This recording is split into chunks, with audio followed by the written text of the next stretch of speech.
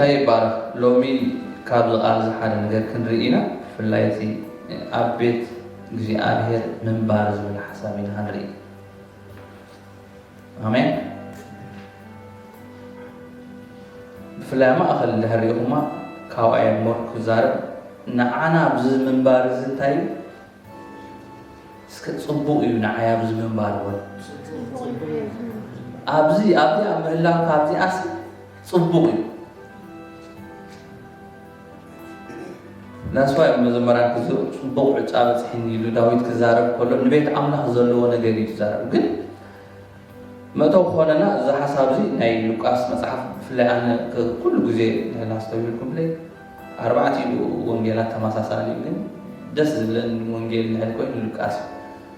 I don't know maybe نهزاب سلتتصحفه أنا بزرد نجر كون خيلي يبل قل لوكاس نهزاب يصحفه مجالات باولوس زنبره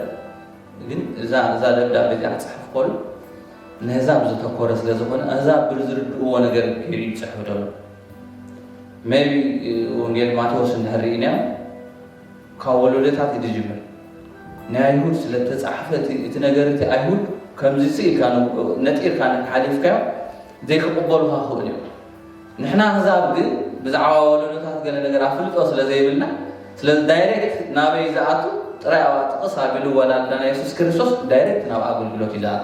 ዝሞር ንሕና እንደሕነሉ ነገር እዩ አውጥቶ ዛረ ካል ጻውጥቶ ዛረ ወሉሃ ቃስታ ካብ ሓደ ኢየሱስ ክርስቶስ ፍጹም ሰብ መሆኑሃ አዝዩ ጾም ይዛረበል አሜን ስለዚህ እዚ ካብዚ ዘንበብኩልኩም ክፍለ ሐሳብ ኢየሱስ ክርስቶስ ነዚ ብዙሕ ነገር ምሂርዎ ሚይዘሉ ኩሉ አጥማንበቦ ግን ብድሕሪቲ ብፍላይ ካብዞም ኣብዚ ኣዘዊሎም ዘለዉ ሲ ንመንግስቲ ኣምላኽ ክሳዕ ዘርእዋ ሞት ከም ዘይጥዕሙ ብሓቂ ብለኩም ኣለሁ ኢሉ ዝተዛረበ እዛ ብድሕሪ እዚ ትብል ዘላ ዘረባ መቐፀልታ ናታ ምዃና ተረድአካ ናይታ ኣብ ሰሙን እያ ግን ኦልሬዲ ምስኣ ኮኔክት ኣለዋ ኣብ መንጎ ናይ ሓንቲ ቨርስ أقسمون في اللي على هذا. سلذي إذا حسب ذي أخزارك كله كابت جمهارو نلقو حسب أخزار. سلذي بيتروس أبدي حسب تا من كلنا دليل هذا أبزخ النبرنا عن تاي بوي. كنا برت بالكارلا. نبرة نفس وقفنا نتاي هو سنتاي تو نفس وقفكم ملوش بقى تنورو زلوا سنتاي تفعل لي برد أتاخذ بغير مزعة هو زعبا من نوابرو قاليو هافت زلوا زي نابرا مالت بلاك قاليو ها طعم ترايس لزبلة طعم سلسلتي بقى طعم سلسخدن هو زي فمز خونا له هو من نابرا إلو نات مردات أيه قاليوها أنست بمزحها نابرا زموسلو نجارو هو سبب زستمع ويلو ما تناس خاب أنصار سوق بمزح كم نابرا روسواسي بزحته قاليوها فلتأت مركز اللي بالك كتمهر برالك تمرت تمهرهم زيت أبو سوات هيوت أتمرتي زلوا يلو كأساتهم كا ده سو إذا حكيته نفس وقف موسي نابرا انتهي ملسوا بتوم على تتمجمع أنا بفلاي سبيشالي أبيت أملا زلنا نبر زلنا سي زنبر زلوا بس انتهي بقى سلذي إذا كلهم مرد على زنبرهم حسابات نهريهم ما نستفاد عليه سبب متحف قدوس كزارب كله نزل نجر نابرا نيرتوزهم سولومون تايب يصحفلنا مكتوب كله نايكمتنت كنتي كم سولومون زنورا هفتي يلا نسمتها بهفتي يقزبله صبق زبل زنبره جنبتا اتاخلتي نغستات زسحب زنبره ناتو قرصاقصي كيترفس زنورو سبينيا بزحات أجرات أجلجلت زنورو سبينيا أنا استغل نيرنا حدش حانست نيرنا حدش مع 300 دقيقة نجستا شو عتمتها أنا استوصلوا قليل ግን ሓደሽ ሓንስኻ ነይሩ ስለዚ እዞም ሰባት እዚኦም ብኡ ነይሩ ተዝኸውን ሂወት ሰሎሞን ግን ኩሉ ዘስተማቐረ ሰብ ምንባር እሱ ይኮነን ኢሉ ደሚሞ እዚ ንደቂ ሰባት እግዚኣብሔር ክዘቕየሉ ኢሉ ዝሃቦም ኢሉ ወረጊድዎስ እቲ ከምኡ እቲ ፅቡቕ ነገር ብጣዕሚ ላግዠሪ ድመስል ንሰብ ኣዝዩ ባህ ዘብል ውሽጡ ግን ሰሎሞን እዚ ስንደቅ ሰባት እግዚኣብሔር ክሳቅይሉ ዝሃቦም ኢሉ በቃ ኩሉ እንታይ ኢልዎ ከንቱ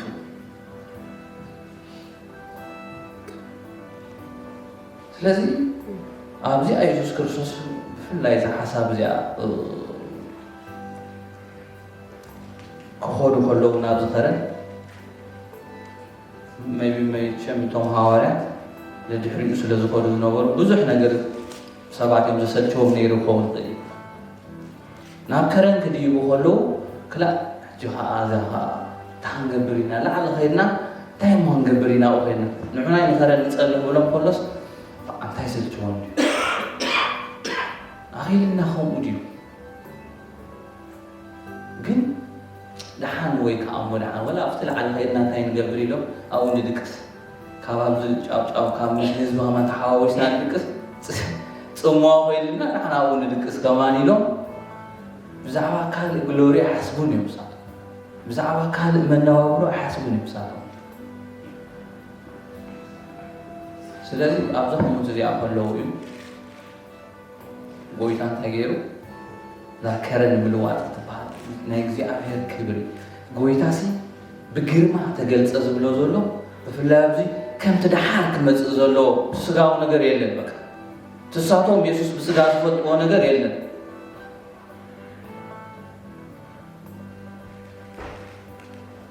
ግን ደቂሶም ነበሩ ነቲ ግርማቲ ሓንሳብ ክኸዱ ከለዉ እቲ ናይ መጨረሻ ግን ምስተስኡ እዚኣ ንሪኦ ዘለኹም ብርሃት ሕጂ ጴጥሮስ ክስልችዎም ፀኒሑ በቃ እዚ ሰብ እዚ እንታይ እዩ 10 ግዜ ለፋዕ ዘብለና ዘሎ ደድሕሪኻ ንስዕብ ዘለና እንታይ እዩ ዓስብና እንታይ ኻ ክትከፍለና እንታይ ደኣ ሙፃማና 10 ግዜ ከም ዝንኸውን ዘለና እንታይ ኢና 10 ግዜ ብሕቶ ዘዋጥርዎ ዝነበሩ መልሲ ዝረኸቡላ ከም ትመስለንና ምክንያቱ ናይቲ ኩሉ ነገር ስጋ እሳቶም ብእምነት ወላ ናብ እምነት ሓያላት ኣይነበሩ ፍቲ ሽዑ እዋን ግን ገለ ነገር ዝሓዝዎ ነገር ስለ ዝነበሮ ደድሕሪኡ ክስዕቡ ከለውስ ናይ ብሓቂ ድዩ እዚ ነገር እዚ ሂወት ክጠቕመኒ ዝኸዶ ዘለኹ ጃልባይ ሓዲገ ናብራይ ሓዲገ ዝኸዶ ዘለኹ ዝናብራስ ናይ ብሓቂ ድዩ ኢሎም ኣብ ውሽጦም ዝነበሩ ሕቶ ኣብዛ መዓልቲ እዚኣ ግን እንታይ ገይረ ምክንያቱ ሓደ ናይ ሰማይ ነገር እዩ ሓደ ክብሪ እዩ ሓደ ግሎሪ እዩ ጴጥሮስ እንታይ ኢልዎ ለዚ ኢልዎ ኣብዚኣ ምንባር ንዓና እንታይ ኣሜን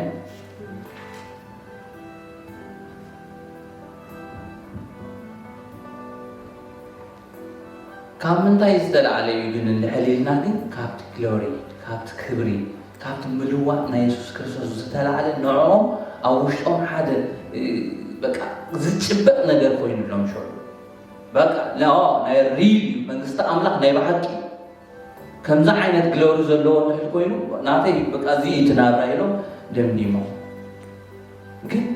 ኣብዚ ምንባር ንዓና ፅቡቅ እዩ ህላውነት ናይ ኣምላኽ ዘለዎ ምንባር ፅቡቅ እዩ ናስዋይ ኣብ ቤት ኣምላኽ ምንባር ኣዝዩ ብሉፅ ጫይና ተዋሂቡ ነብራ ከም ኖርማል ኣይትረኣዩ ኣብ ቤት ኣምላኽ ምህላውኩም ከም ክሳራ ኣይኮነን ዝኩሩ ሓደ እዋን ካልኣይ ሳሙኤል ኣለኩም መይብነቶም ትፅሑፉ 14 ኣምኖም ንሓፍቱ ዓሚፅዋ ኣቤሰሎም በዛ ሓሪኡ ንሕርቕ እንዲ ዓመታት ግን ንሓፍቱ ስለ ዝኾነ ንሓዊ ኣምኖም እንታይ ገይርዎ ቀቲልዎ ስለዚህ አቡኡ ስለዘይፈቱ ሃዲሙ ናብ ጌሾን ዝበሃል ቦታ ኸይዱ መቸም እቲ ናይ መንሽሙ ጊልያ ናይ ዳዊት ዝነበረ ንዳዊት ብሓንቲ ሰበይቲ ገይሩ ንወዱ ክጠፍእ ስለዘይደልዮ ማለት እዩ ብምሳሌ ገይሩ እሞ ከይድካ ንወዳይ ኣምፃእ ኢልዎ ሹ ኣቤሴሎም ምስ መፀ ግን ዳዊት እንታይ ኢልዎ ሓንቲ ነገር ይምፃእ ኢየሩሳሌም ምእቶ ገፀይ ግን እንታይ ይገብር ኢልዎ ገፀይ ግን ከይሪ ኢልዎ ዝገርመካ ነገር ኦኬ ኢሉሱ መቸም ከይዱ ፅዮ ካብ ጌሾን ኣምፅኡ 2 ዓመት ተቐሚጡ 2 ዓመት ሲ ኣብ ገፅ ኣቡኡ ከይረአየ ህላውነት ናይ ንጉስ ከይረአየ 2 ዓመት ተቐሚጡ ኤኒዌይ ግን ዓቕሊ ከም ዝገበረ ዘርእየካ ኣብ መጨረሻ ዘውፅኦ ሓሳብ ንዑ ፕሪፈር ይገብር ይገልፆ እዩ ነቲ ሓሳበት ኣቤሴሎም እንታይ ኢልዎ ሽዑ ንኣምኖን ፀዊዑ ኖ ኢልዎ ኣነ ገፅ ኣቦይ ከይረኣኹ ክነብር ኣይክእልኒ ኣበሳ ተረኺቡን እንድሕር ኮይኑ ይቕተለኒ ካብ ኣቦይ ካብ ገፅ ኣቦይ ተፈለየ ግን ክነብር ኣይክእልኒ ኢልዎ እቲ ህላውነት እቲ ናይ ኣቡኡ ሽታ ኣብቲ ዘለውካ መግቢ እኳ ይበልዕ ነይሩ ናይ ንጉስ መግቢ ይኸዶ ነይሩ ግን ህላውነት ናይ ኣቡኡ ግን ኣገዳሲ ዝነበሩ ነብኡ ሞር ኣተኪሩ ገዝካ ዘይርኢ እንድሕር ኮይኑ ኣብኡ መሓሸኒ ኢልዎ ኣብቲ ዝነበርኩ ሃዲመሉ ከም ባርያ ኮይነስ ኣብኡ መሓሸኒ ኢልዎ ብሮሃ ካብ ኣቦኻ ተፈሊኻ ኣብ ቤት ኣምላኽሲ ኣዝዩ ብልጫ እዩ ካብ ሓንቲ መዓልቲ ኢልዎ ካብ 1000 መዓልታት ኣብ ቤት ርስኣንሲ ሓንቲ መዓልቲ እንታይ ትሕሸኒ ኢሉ ዳዊት ሓላው ደገ ምዃን ንሕሸኒ ሓንቲ መዓልቲ ቤትካ ብሮኻ ዳስዋይ ኣብ ቤት ኣምላኽ ምንባር ኢልሎም ደሎ ህላውነት ኣምላኽ ተስተማቕረሉ እፎይ ትብለሉ ዕረፍቲ ትበሉ ሜቢ እዞም ሰባት እዚኦም ክዛረቡ ከለዉ እንታይ ስለ ዝኾኖም እዮም ኣብዚ ንዓና ምንባር ፅቡቕ እዩ ክብሎ ከለዉ ሓደ ዕረፍቲ ዘለዎ ቦታ ስለ ዝኾነ ሓደ ሰላም ዘለዎ ቦታ ስለ ዝኾነ ጎይታ ኢየሱስ ክርስቶስ ክዛረብ ከሎ ኣቱም ትፅዑርን ፀወር ክኸበረኩም ናባይኑ ኣነ ክዕርፈኩም እየ እዚኣ መብዛሕትና ዞም ክርስቲያናት ነዞም ኣብ ደገ ዘለዉ ኢና ንብሎም በቃ ክርስቶስ ክዕርፈኩም ንዕመ ኣብዚ ዘለና ደ ዓርፍና ውሽጥኻ ካልእ ነገር ዕረፍቲ ሲ ንሕና ሞር ዕረፍቲ ዘድልየና ሰባት ኢና ቀጨውጨው ኢልካ ቸርች ትኸይድ ትኾንካ ቀጨውጨው ኢልካ ባይብሳሊ ትኸይድ ትኾንካ ብራት ኣብዚ ምንባር ንዓና ጥዑም እዩ ተቓል መስተማቕሮ ጥዑም እዩ ክብልዎ ከለዉ በቃ ቤስት እዩ ንዓና ኣብዚ ምህላውሲ ግን ናብ ቤት ኣምላኽ ምኻድና ግን ንሕና ጥዑም እዩ ዶ ንብል ኣብ ቤት ኣምላኽ እዚ ዝነብሮ ዘለኹ ሲ ጥዑም እዩ ዶ ንብል ስለዚ ከመይ ጌርካ ንኣምኦ ክትዕርፍ ኢኻ ሰባት ከመይ ጌርካ ናብ ዕረፍቲ ንዕፍ ትብሎም ኢኹም እስኻ ቅድም ነቲ ሂወት እንታይ ክትገብሮ ኣለካ ካብቲ ሓደ ኣነ ሕጂ 225 ክርስትናሲ ከስተማቕረለ ሪላክስ ክኸውን ኣለ 10 ግዜ ኣብ ጭንቂ 10 ግዜ ብሰባት ትኸይድ ዋይ ሕጂ ናብራ ከቢሩ እንዲዶ በቃ ገዛ ኽራይ ወሲኹ እንታይ ኢና ክንገብር እሳቶም ከምኡሉ ስኻ ከምኡ ትምልሰሎ እሶም ከምኡሉ ስኻ ትምልሰሎ ዋት እንተ ዲፈረንስ እንታይ ይፍልይካ ርአ ንዓይ ኣብዚ ምንባር ጥቕሚ ኣነ እዚ ዘለኹ ናይ ክርስትና ናብራ ጥዑም እዩ ኣሜን ዝተዋሃብናይ ዕጫሲ ቀሊል ኣይኮነ ኣብ ሓደሲ የንብብ ነይረ ሓንቲ ጋዜጣ ድያ ገለስ ሓደ ወታደርሲ ናይቲ ንጉስ ኣገልጋሊ እኳ እዩ በቃ ከምዚ ኣብ ኩናት ስንፍዕ ግን ናብቲ ንጉስ ናብቲ ዘለዎ ዓዲ መፂኡስ ከይዝ ናይ ቤተሰብ ነይራቶስ ናብታ ናይ ንጉስ ከኣቶስ ምእታው ኣብሞ نابتنا يبوس دلوبوتا سمعتها أبي موتهم قاردتا هنجي حزبو مو عاسي السيو نتنبوس دوا بنوزر لسبس السيو كي مقتها أبيو دحار حدا والعام سيلو عم تتقوني بس بقوكيو دحاريو بالمسرعي حدا والعام يشتي متيس دعهم كاغلبس ولا سكن الهينيس بيدي حيز تخيلوا هو تحضر أسوأ حدا يقول استخيلوس نعمل ساعات ودحار ننتيوس تحت تولوسي ودو وينو فاني نتنقص سنتاي ودو نحنا خاصي اكزامبل لمصو بكريستوس ناب املاح مقتام تاي غيرنا يا عدل توحينا يا ناب تزي يتوزبال سولومون جنبه بقى خارجين اليوم محلاف هاي فكدني زولو بيت المقدس بكريستوس يسوع قلنا عناتا نتك كالكالي قصري لول بس خمزينا بنتريت كيرنا في بيت املاقاتنا ابسسي كدلو سلازلك ايكم بزح واحد دم تخفي للينا عاي ناي كريستوس ناي تامل زونه دم تخفي الابدي اكفكو وش كغبرسي نزع على سمع عبد ياخينا كصلي بزح واحد حبيره كصلسي اذا اس واغا تخفي لا سلدس زبلني ወይ ካ محلف ጊዜ ስለሰአምኩ ናብደሎ ግን ዋጋ ስለዝተከፈለ ብሩኻ ዳስዋይ ያጂ አቤት አምላክ መንባረሲ ጥዑም ይዶን ከመጽ ኾለናሲ ናቤት እግዚአብሔር ንኺድ ምስበሉ ዳዊት እንታይ ገይሩ ተሓጎሱ ከምዛ ዓይነት ሲ አለካ ነው በቃ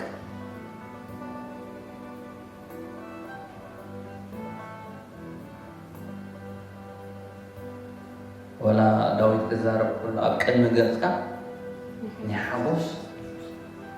صداوة نحبس صداوة كاتهم أغلبون وينهم مثل زحلو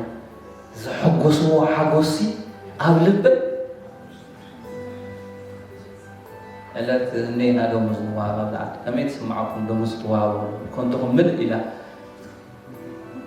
الجماعة نسل السمعين فتأنا ولا أنا هذا لا نجار شعور بقى على نجار تقبل كافهم أخلون وينو من مزار إحنا بإكزامبل يجوا كلنا هافتا ماذا كنزب يقولوا لهم دليل عم كل ما يكن كاوم لله على سي حوسام ممتى نسي أخرج دور دليل لهم أبيت أمنا الله ونابزسي بس حواس للتجارات مستحوا جلس لازم كاس بوي تمزون نوعك أبزي دولس دمس أنا كلها ناس نه أملاك كبري أبزي منبارنا عيد صبوق تبلادك أبزي شرط زلوا هوسي نه أملاك نجس لازم هنا منبار سي أبزي هاي طعم كاستوما أوريو تزوي كوينو قد كافتهم أخلون مكا أساتهم نعوم على وان أسا ريو مكا أبدأ جزء كل سطر كسر ما قدس كذا أرتيل وبكا يشكرني نيرلو سلاز بروحات نزنا يجزي أبير نجر زتوها بنا عدسي قليل يترأيو أبيت كامل بارنا عين تاي حتى أصلا بمؤازي على استبلادي داوود مزمور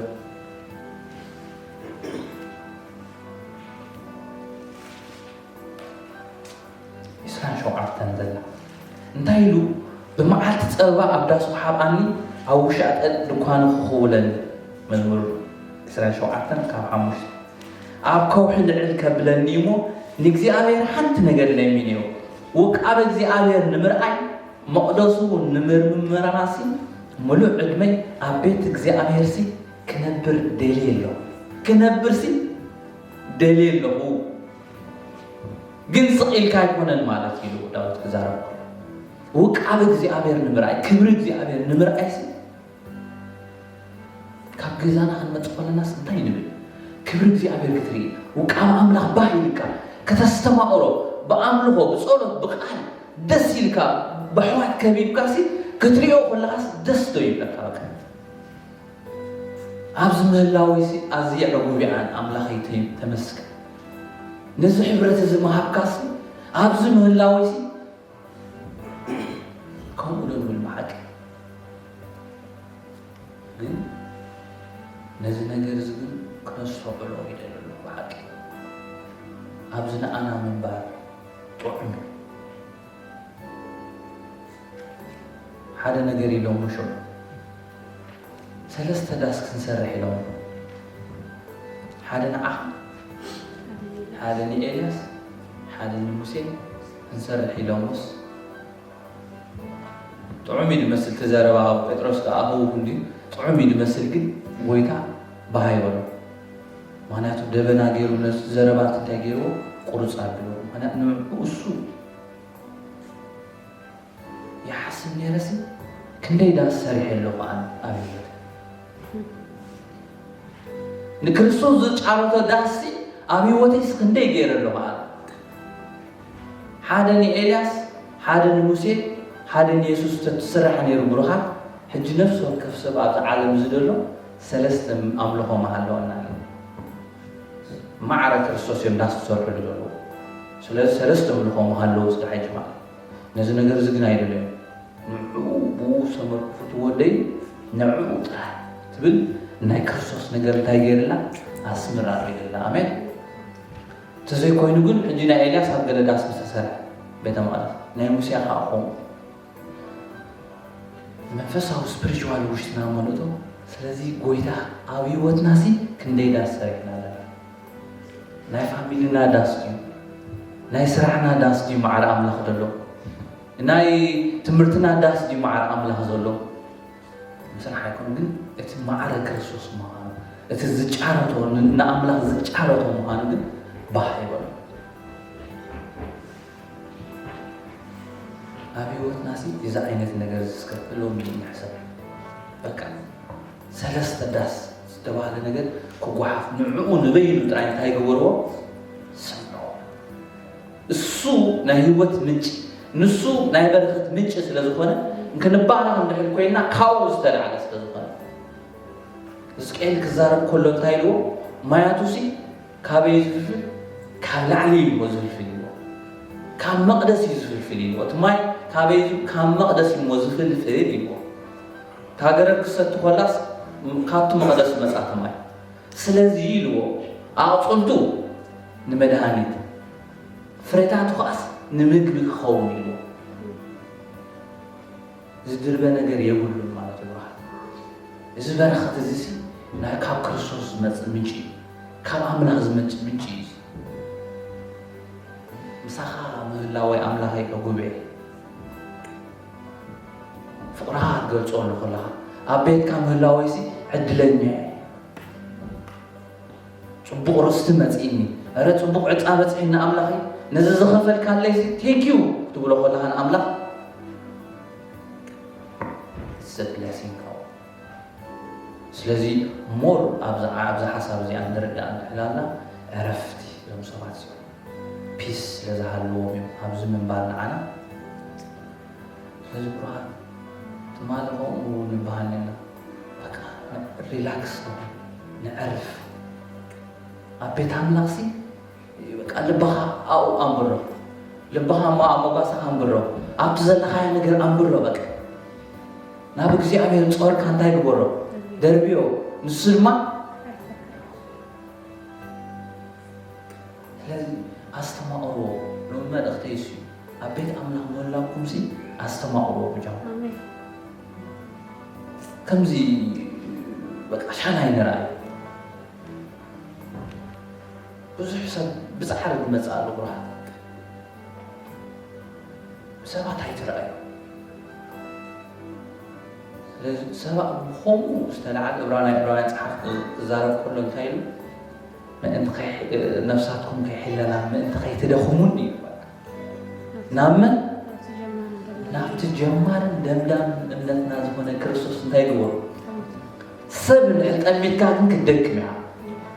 ሰብ እንድሕር ርኢኻ ግን ክትሕለል ኢኻ ክትወድቕ ኢኻ በቃ ክትከይድ ኢኻ ገዛኻ ኮፍ ክትብል ኢኻ ስለዚ ነቲ ናይ ኣምላኽ ነገር ግን ብኡ ናብቲ ላዕሊ نافت الحفرة نعو سلطة أب كميو زلو حقوس يلو بوزح حاجة سيلو وبك ناو أنت هنقبل ناو أنت ስለዚህ ሪላክስ ሆኖ በጆ ዘዓመት አቤት ካም ባርጥ ምን ከገልግለከ አምላኽ በቃ እንታይ ደስ ብለካ ናኻ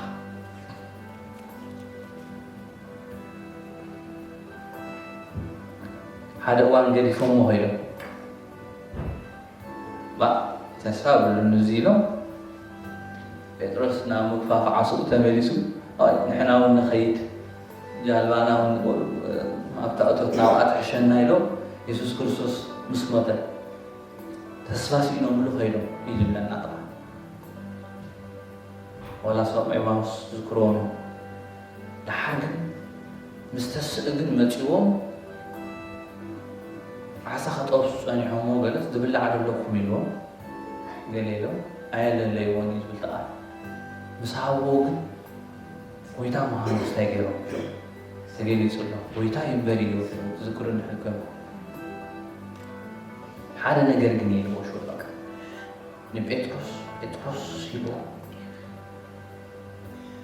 ተገልግለኒ ዲኻ ይበሎም ብርሃት አምላኽ ብዛዕባ ሎምኳ ሕጊግ ኢልና ኮይና አገልግሎሲ ብኽንደይ ጋሎ በቃ ወንታ ተወካ ግርፎ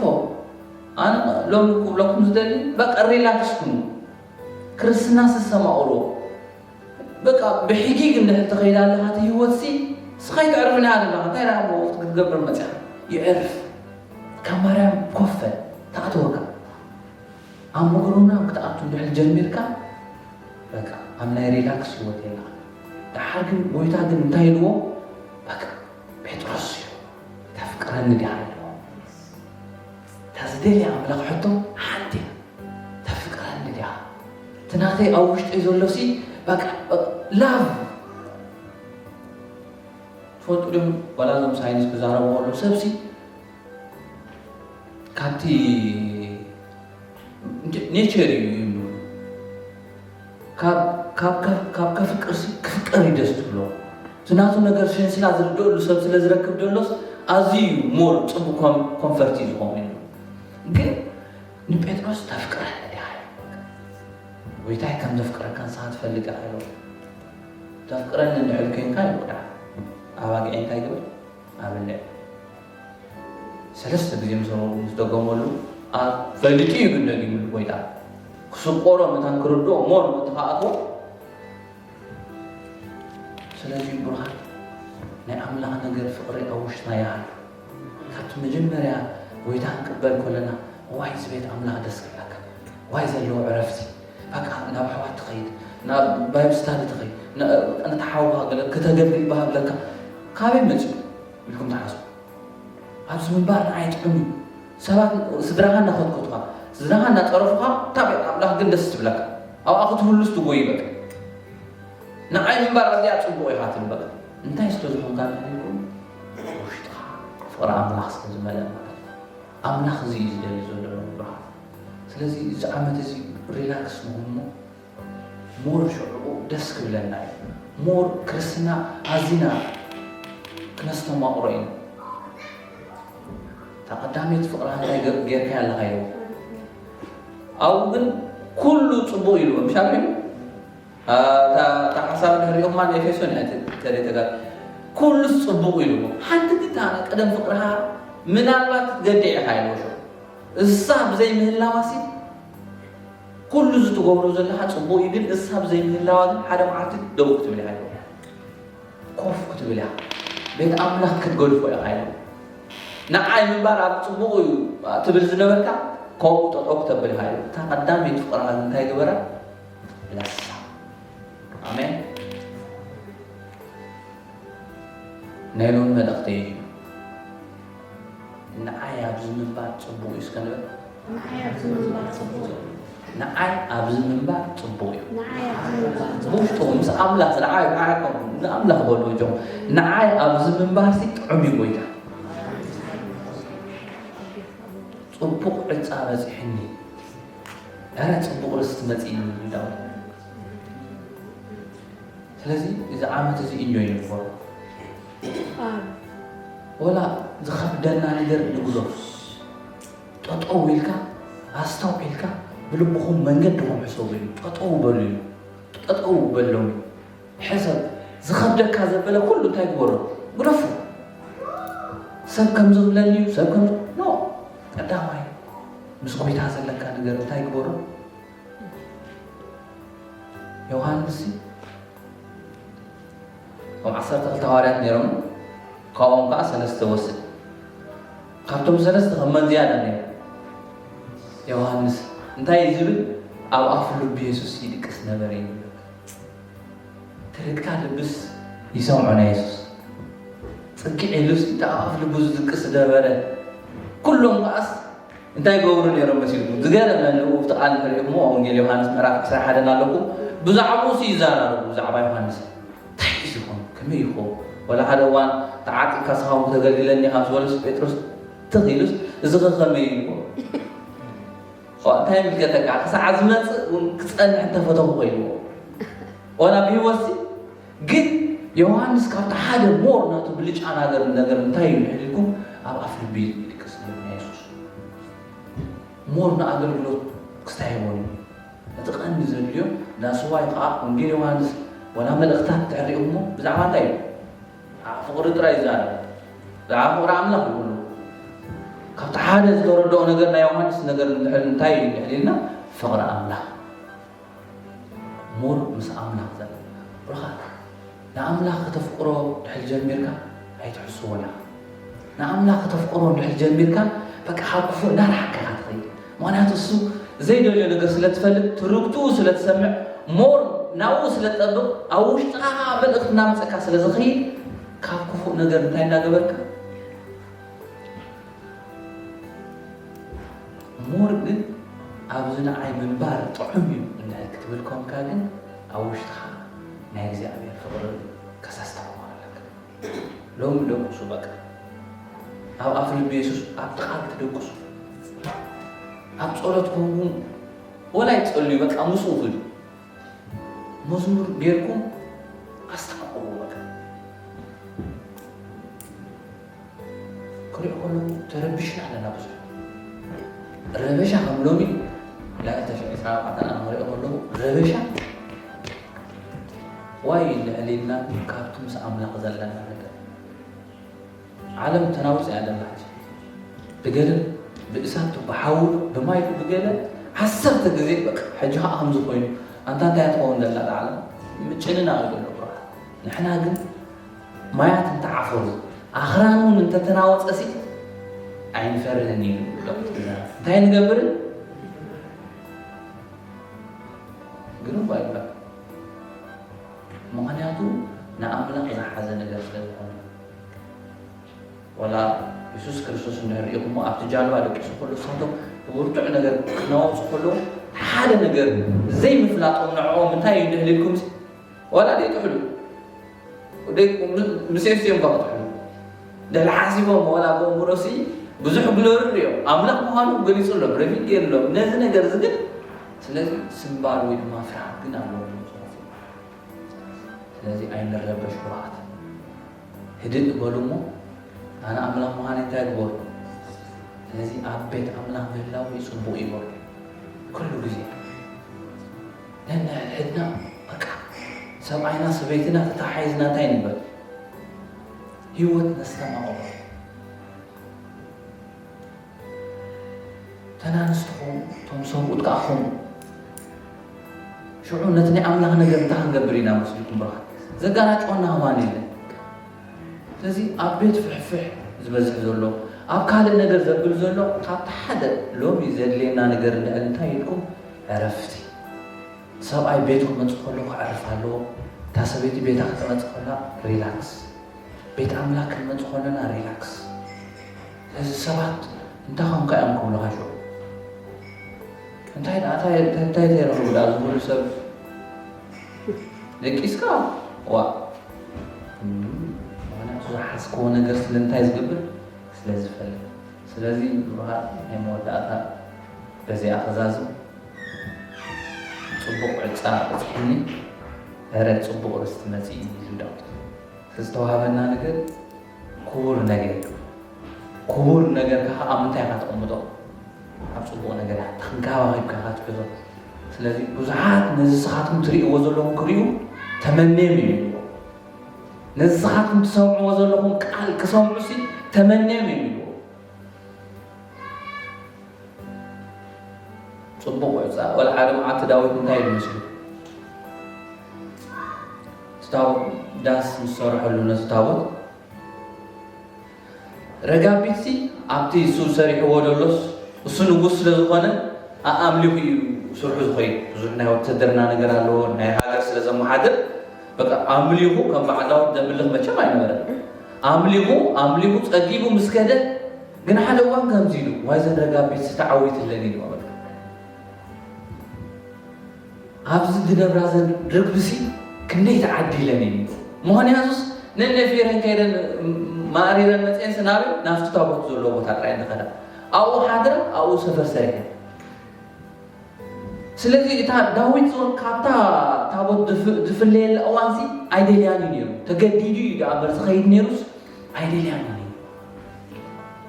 ምክንያቱ ነታ ታቦት እንታይ እያ ኣሕዛብ ንዑመ በቃ ኣብዚ ንሰው